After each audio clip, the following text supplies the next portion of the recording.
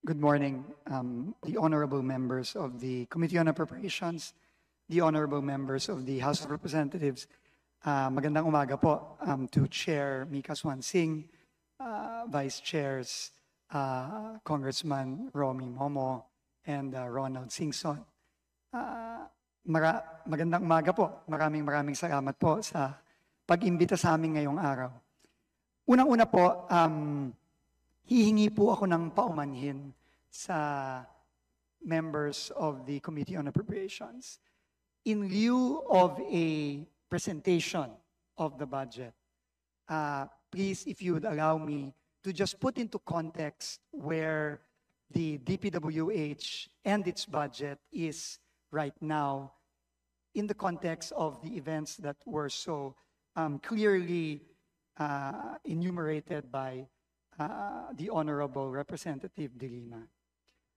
Alam niyo po, unprecedented po itong sitwasyon natin ngayon. Unprecedented po siya hindi lang dahil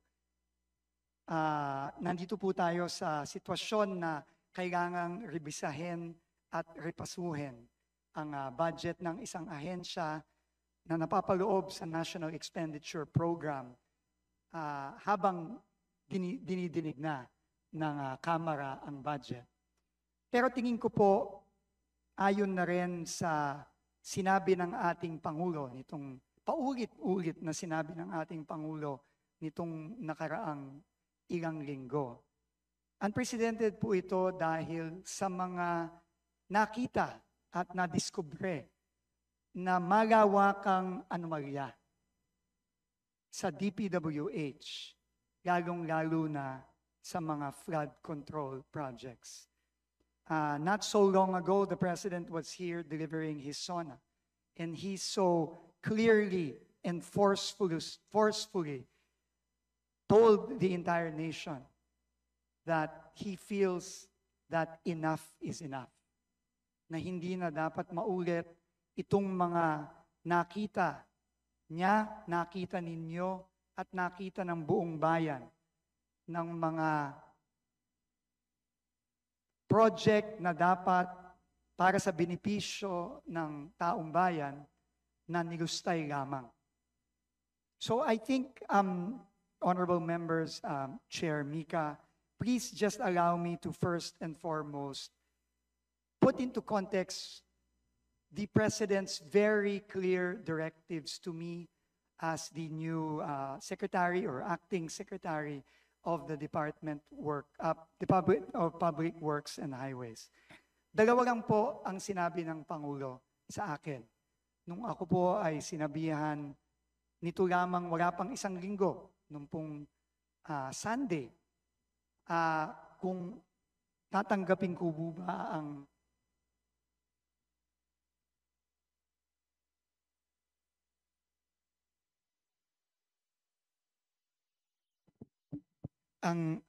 hamon ng pagiging secretary ng Department of Public Works and Highways. Lalong-lalo na 6 na buwan pa lang po ako sa aking dating trabaho bilang secretary ng Department of Transportation. Sa aming pag-uusap po, 2 bagay lang po ang sinabi ng ating Pangulo. At ito na rin pong 2 bagay na to ang nag-udyok sa akin na tanggapin ang hamon. Kahit na po napakabigat po ng desisyon na hinarap ko sa paghiling ng Pangulo na ako'y maging DPWH Secretary. Pero ang una po niyang sinabi ay kailangang linisin from top to bottom ang DPWH.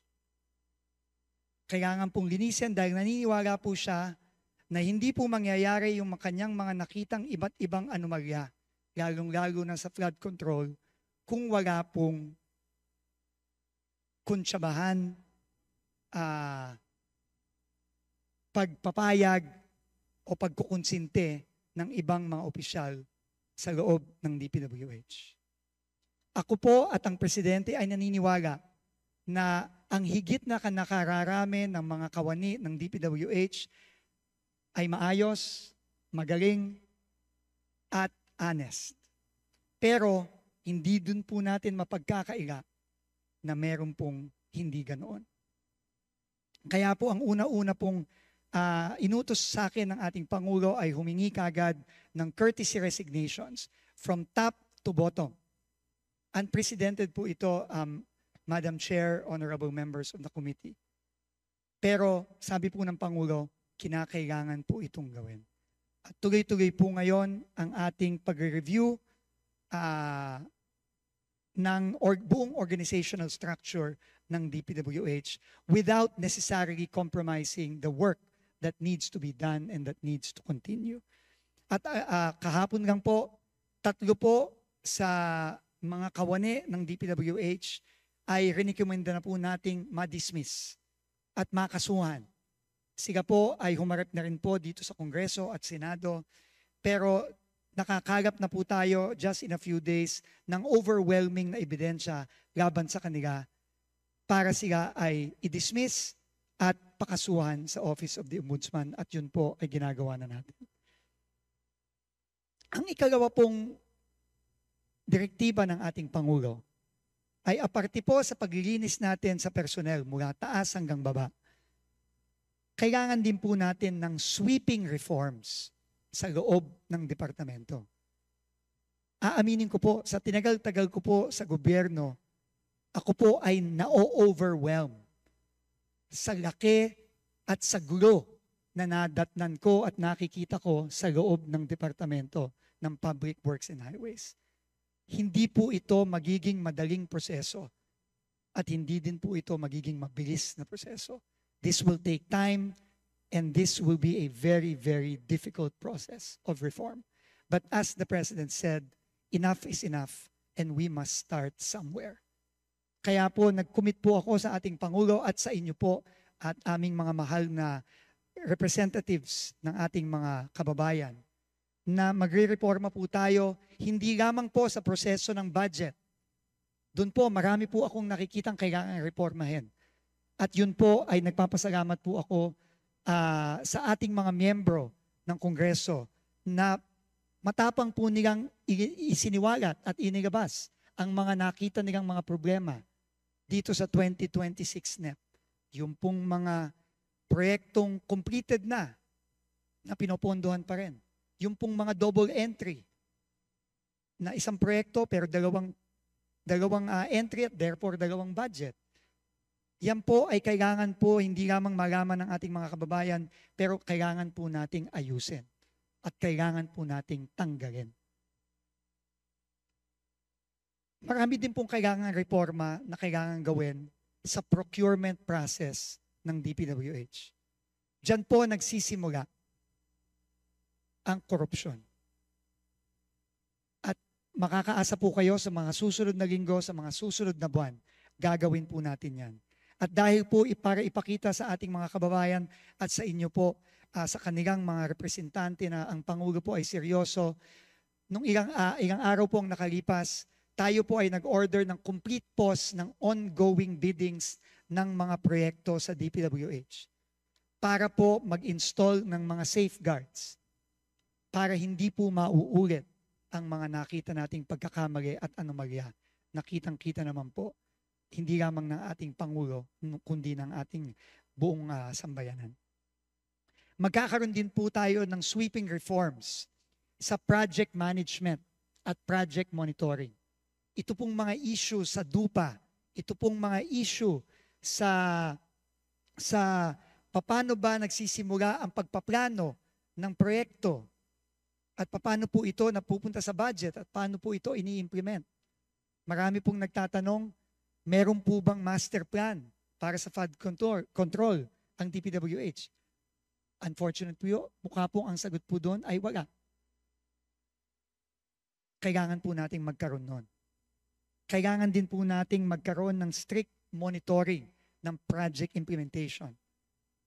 Nakita ko po mismo sa sarili kong mata ang isang ghost project sa Bulacan kahapon.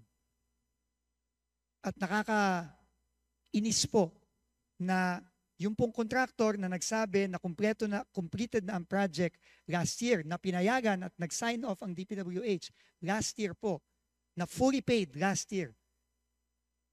nandun po, nagmamadaling buhayin ng patay, nga, na sinabi ko kahapon. At i-cover up yung ghost project na yon. Tinanong ko po mismo yung kapitan ng barangay kahapon sa Plaridel, kailan po ba nagsimula ang trabaho dito? Knowing na nakalagay po sa dokumento ng DPWH, completed at fully paid na po noong 2024 ang proyektong ito, worth almost 100 million pesos. Sinabi po ng kapitan at ng mga tao doon, Secretary, 3 weeks ago lang po nagsimula ang trabaho dyan. Ito po ay klarong failure sa monitoring at project implementation. Ito po ay klarong failure sa procurement system. Ito po ay klarong failure sa planning. At kailangan po lahat ng ito ay simulan na nating baguhin at reformahin. Ito lang pong dalawang bagay ang kabilin-bilinan ng ating Pangulo. At nangako po ako sa inyo na sisimulan po natin ito. Hindi po madali ito, uulitin ko po, hindi po madali at hindi po mabilis ito. Pero we have to start somewhere. At tungkol naman po sa budget po ng DPWH na naisumiti na sa Committee on Appropriations sa Kongreso under the National Expenditure Program for 2026. Kami po ni Secretary Mina ay susunod po sa utos ng Pangulo na kailangan nating rebisahin at repasuhin at kung kinakailangan baguhin ang budget po na isinumite ng DPWH. Yun po ang hihingiin ko po sa inyong tulong. Tulungan niyo po kami. Lalo na po ako na 5 araw pa lang po ako. Wala pa pong 5 araw po ako nandito. Ako po ay dumaan sa ilang briefing, aaminin ko po sa inyo, halos wala po akong maintindihan sa gulo ng budget na nakikita ko. Kahit na po matagal na po ako sa gobyerno, marami-rami na rin po akong ahensyang nahawakan. Ako po gitong-gito hanggang ngayon. At napakalaking bagay po ng tulong ng honorable members ng Congress para maipakita sa amin, sa akin, at sa buong sambayanan ang mga pagkakamali dito sa budget na ito. Para po mabago natin at maipakita naman po natin sa ating taong bayan na seryoso po tayo sa mga pagbabago gusto nating gawin sa DPWH. Kaya po ngayon, pasensya na po, hindi po ako makakapag-present. Tama po si Congressman Rufus Rodriguez. Magsasayang lang po tayo lahat ng oras kung ako po ay magpe-present ng budget na babaguhin din po natin sa tulong po ninyo. Kaya po ako hihingi ng paumanhin. Hindi po muna ako magpe-present at hihingi po sana ako ng panahon. Hindi po madali ito. Hihingi po, sabi ko po nung una ay kahit po sana 2 linggo, pero alam ko po na may timeline po ang Kongreso para matapos ang budget. So, tatanggapin ko po ang oras na ibibigay ng ating honorable committee, ng ating chairperson. At kung kinakailangan po, hindi na po kami matutulog para lang po maayos ito at mabago. Kasi po, napaka-importante po nito. At kailangan na po nating magsimulang baguhin itong sistema na hindi maganda na nagre-resulta dito sa mga proyektong nakikita natin sa buong bansa. Salamat po ulit, Chair Mika, sa ating mga honorable members. At uulitin ko po, salamat po sa paglalabas ninyo ng mga nakita niyong pagkakamali.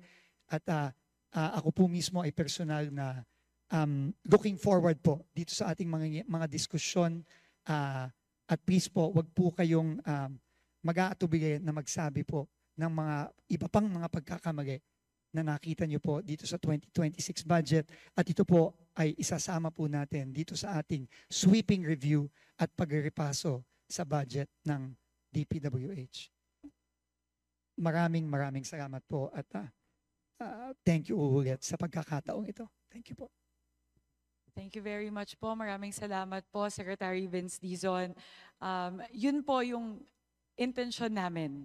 Yan po ang nais namin gawin ngayong araw na matulungan po ang Department of Public Works and Highways na matepaso yung budget ng ahensya para po sa taong 2026. At maraming salamat po Secretary Vince, na kayo po ay bukas doon po sa mga